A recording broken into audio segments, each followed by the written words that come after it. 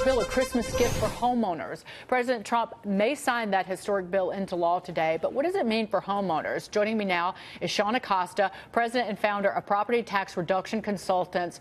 What is the biggest takeaway from this bill, Sean? So the biggest thing is mortgage interest deduction goes from $1 million to $750,000. You know, the biggest thing I could tell everybody right now is pay your 2018 tax bill now, but you could get that deduction on your 2017 taxes.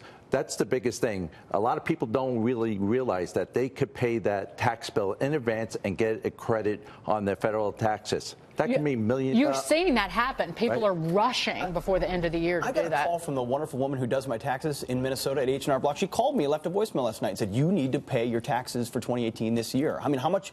I know it all depends on size and scope, but how much are we talking? We're talking about save? Thousands of dollars that people could save right now. I mean, to do this and pay it up front. I mean, but you got to get down to the tax receiver before the end of the year to get this tax deduction. So you need to hurry up. You need to get down there and pay that bill. But so moving forward, though, with the reduction in the mortgage interest that you to $750,000, and then the cap on state and local taxes or property taxes at $10,000. Right. Do you expect home prices to decline in some of these really high-cost areas? Yeah, I really expect the values to go down between 10 and 20%. You know, where though? High states, New York, New Jersey, California, Florida. You also have to remember this mortgage tax and the property tax is on your primary house and on your vacation house. A lot of people own a vacation home. So when you put those two homes together, $10,000, yes, is a lot of money, but when you put the two homes together, you know, it adds up very quickly.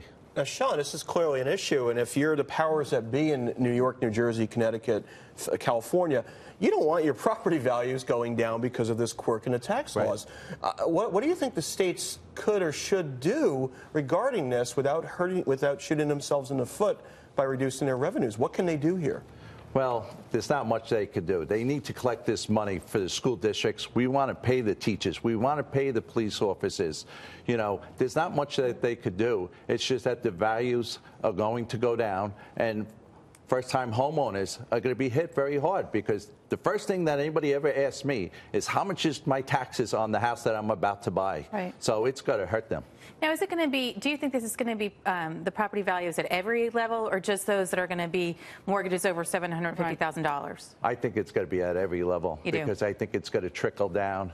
I mean, it's hard enough for, you know, new homeowners to buy. Senior citizens right now are taking out mortgages on their house just to pay their property tax bill. I mean, it's very high. But I mean, Sean, in states like Texas or others that don't have or Florida, that don't have the same high tax rates that these states do, they're still managing to pay their police and pay their teachers and other. Aren't there not significant things that New Jersey, New York, and California could do to get out from underneath this tax burden they've created for themselves? Well, they would have to go to the unions, get stuff back from the unions. I mean, it's in their bill. But there's New York City, for example, but I have to use New York City as an example. I think in the last several years, the city budget has gone up 25%. That's how much spending has increased with the literally thousands of people who were added to the government rolls in New York City. So with all due respect, don't tell me that all of the money that I pay is, oh, well, it's going to starve teachers and police officers and firefighters in this state, in this city. This is a spending problem that, quite frankly, maybe this will bring the chickens home to roost in a lot of these communities where they can actually get their spending in line and give a break to the people who live here. I believe that. I mean, if we could cut spending, it will help the property taxes. You know, that's what they need to do. They need to look at their budgets and say, okay, where can we cut spending? Because right now, spending for everybody, if it's the roads, it's the bridges, it's everything, we need to cut spending. Well, I will, this is some information that you brought us. In New York City, for example, 64% of mortgages on homes sold this year were over $750,000. So that's over that cap. In San Francisco, it was 58% of home loans. So maybe you could argue that lower priced homes that they become even more overvalued because people are deciding to, if they're going to buy something, then they're going to make sure that that mortgage is within that narrow frame, or that areas outside of the city see a benefit. People moving out to kind of eastern Pennsylvania trying to find places rather than living in Jersey. You know, the biggest problem here is the property taxes go up every single year. I haven't seen a place where property taxes have not gone up. So this year, they might be under that $10,000 cap. Next year, or 2 years down the road, okay, it's going to be over $10,000. It goes up pretty quick. You know, 10% every single year goes up very, very quickly. Sean, have you had corporate folks contacting you worried about their ability to attract talent? Like, say, a Silicon Valley type company saying, we don't know if we could hire high-end people because they don't want to move to California. Has that been an issue, and is there something that they can do to mitigate that? You know, people have talked to me about it. You know, Amazon was looking to move to Nassau or Suffolk County and stuff. I mean, the prices, you know, here are very, very high. You know, if it's in California, that house prices are very high. To get that talent in, they're going to have to pay more money.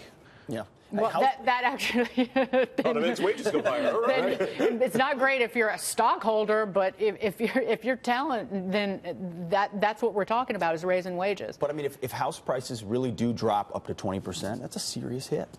Correct. Yeah, but you know what? It's local, not national. Yeah. And you know what? Those Republican lawmakers from all these states who are not elected officials in these states, they know that. Sean Acosta, thank you so much. Good to see you. Thank you very much.